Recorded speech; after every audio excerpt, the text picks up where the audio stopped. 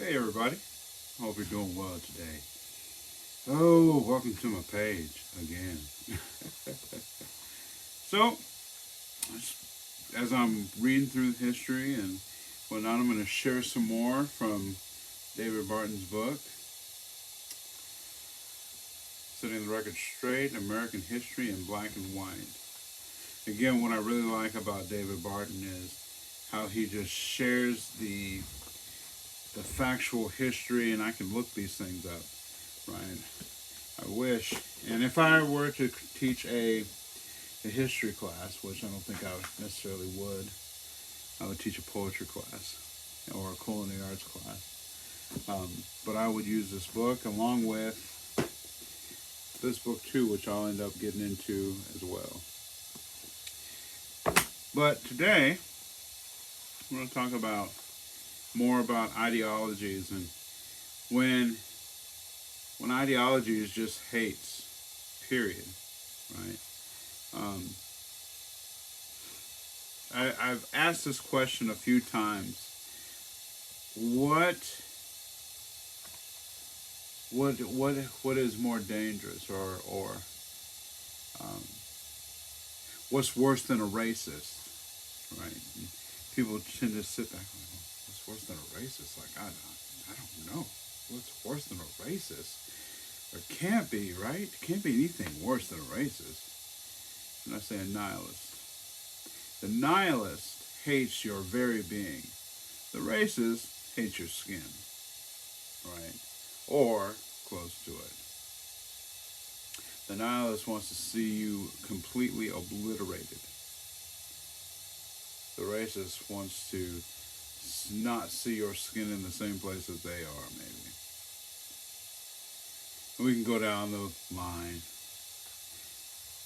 And I find it really interesting that with all of this movement going on, a lot of people can't say, well, what is racism? What's a racist? I don't know. It shows more and more that we're dealing with ideologies that have just inflamed the senses, and almost to a lust for the ideology, and not an understanding of the destructiveness of the ideology. At any rate, I'm going to read this. It's on page 50 of Setting the Record Straight, American History in Black and White by David Barton. Now, and specific, pretty interesting. Let me see, where is it at? While much early Democratic opposition occurred on a state-by-state or local bias, in 1866, Democrats formed a group that became national. Its declared purpose was to break down the Republican government and pave the way for Democrats to reign control in the elections. What was the name of this group? The Ku Klux Klan. At any rate, the Klan terrorized black Americans through murders and public floggings. Relief was granted only if individuals promised not to vote for Republican tickets, and violation of this oath was punishable by death. Since the Klan targeted Republicans in general, it did not limit its violence simply to black Republicans. White Republicans were also included. In 1871, Joseph Hayne Rainey, a black United States congressman from South Carolina, reported an incident concerning an elderly man named Dr. John Winsmith, a white Republican state senator. The doctor, a man nearly 70 years of age, had been to town during the day and was seen during the day and was seen and talked with by many of our citizens. Returning home late, he soon afterward retired.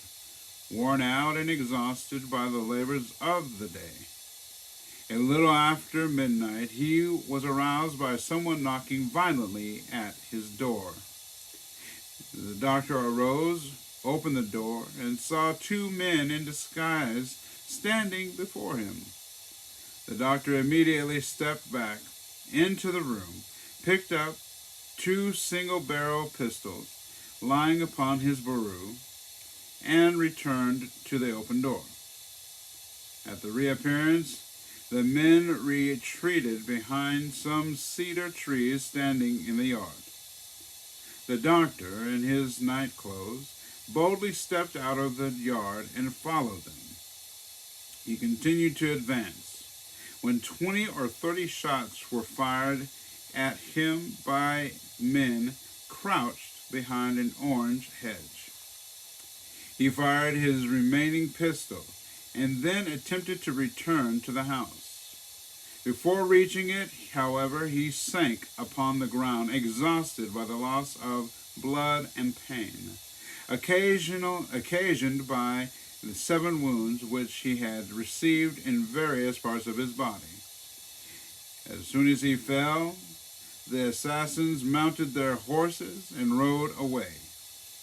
He had joined the Republican Party in the fall of 1870, and for this alliance, and this alone, he has been vehemently assailed and murderously assaulted, because he has dared become a Republican. He has become the doomed victim of the murderous Ku Klux Klan. The Klan shot down this white state senator because he was a Republican and was fighting for the rights of blacks in his state. Even though Dr. Winsmith was hit 7 times in that hail of bullets, he survived the shooting and lived to testify before Congress about the attack made on him by the Ku Klux Klan. I'm going to continue reading. Now, in 1868, the Klan in South Carolina issued a push card about the size of a baseball card. I will show you. There is the card.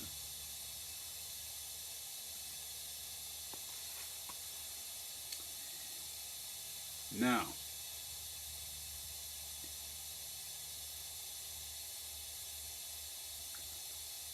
it pictured 63 radicals. They were all Republicans. The Democrats called Republicans, quote-unquote, radicals because the Republican Party was biracial and allowed blacks to vote and to participate in the political process, thus making them, quote-unquote, radicals in the eyes of Democrats. Of the 63 radicals, or Republicans, in the South Carolina legislature, 50 were black and 13 were white. Checking my time, making sure. On the back of the card, all the names of the Republicans were listed. Evidently, if the Klan wanted to pay them a visit at night, as they had to Senator Winsmith, with the help of this card, they would know exactly for whom they were looking. Although much progress had been made because of the 13th Amendment and the civil rights laws passed in Congress, Democrats in the South still found ways to ignore those laws. Although forced to acknowledge that slaves had become free, they denied former slaves the rights of citizenship in those states, therefore withholding from them the rights accorded to all other citizens in their state. Congress responded with the 14th Amendment, a civil rights amendment to the Constitution declaring that former slaves were full citizens of the state in which they lived and were therefore entitled to all the rights and privileges of any other citizen in that state. When the 14th Amendment came to vote, 94% of the Republicans in Congress voted for passage of that Civil Rights Amendment. However, the records of Congress reveal that not one Democrat, either in the House or the Senate, voted for the 14th Amendment.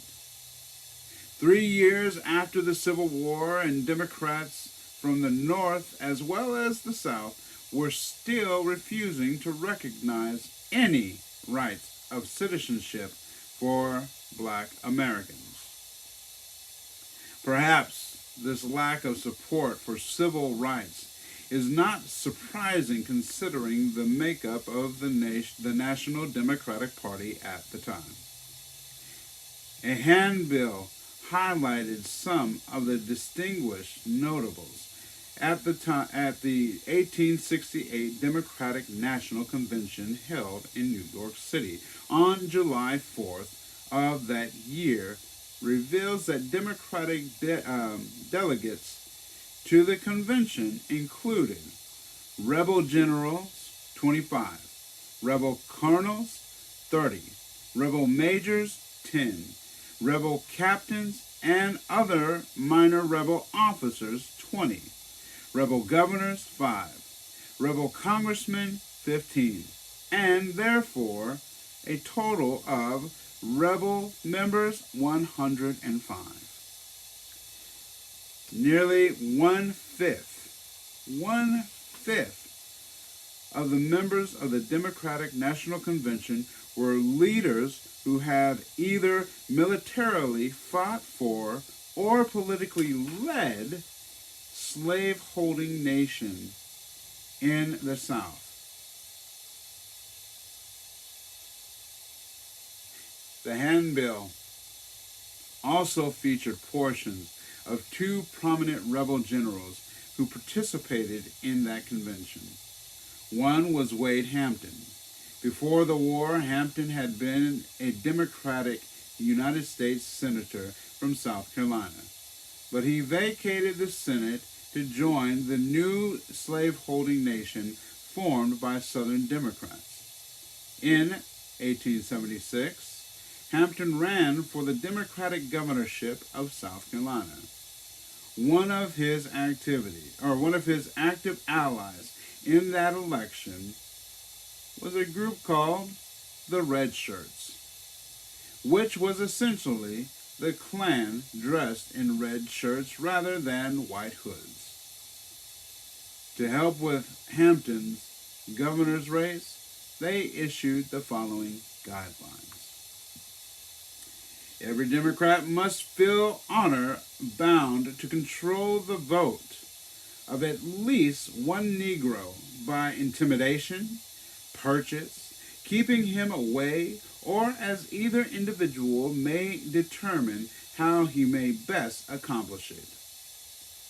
We must attend every radical, i.e. Republican, meeting that we hear of, whether they meet at night or in the daytime. Democrats must go in a large number as they can get together and well armed.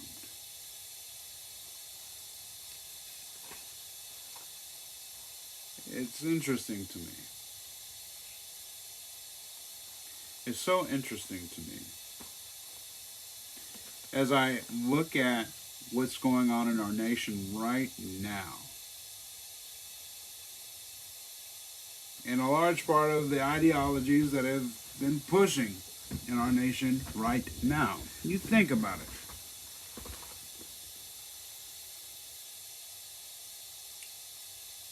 The Republican Party at this time, historically, were trying to stop slaveholding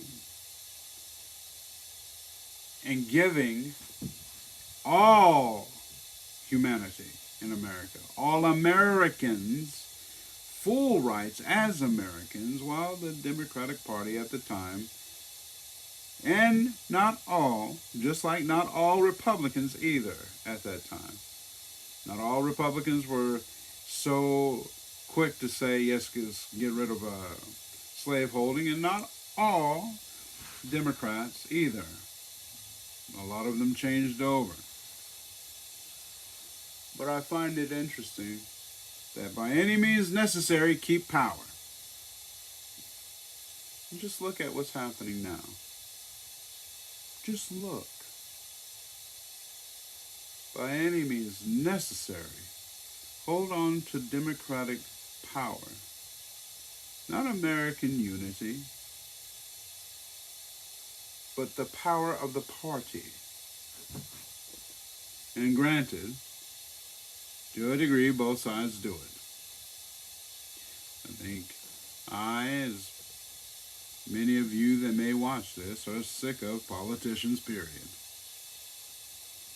I think historically, if we read historically these things, we would see that by and large, if we're talking strictly about parties, the Republican Party was predominantly American and fought for American values in an American way. That is not the crux of slavery, as opposed to it is to abolish slavery, both black and white, abolishing slavery. And we just look now. What do we see? The power grabs. Look, here in California, Newsom is still the governor. What they did to maintain power is they got Obama to, Hussein, they had him do a commercial for him. They had Harris come back, who ran this state horrifically, keeping a lot of people in prison, specifically black men and women in prison longer than she should have. They had even Joseph come. And here we are arguing about how horrific the Democratic Party is, and they are arguing how horrific the Republican Party is. And I don't think a lot of us saw that that was a power grab. And we're not even asking what the power grab was for. California is a sanctuary state. And I think that part of that visit was a deal on how to put more money in California, not to make California better, but for sure to enlarge the sanctuary state.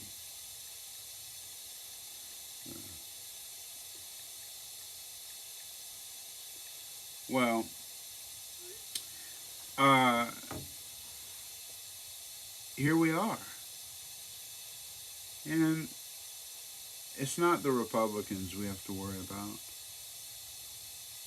It's not really the Democrat.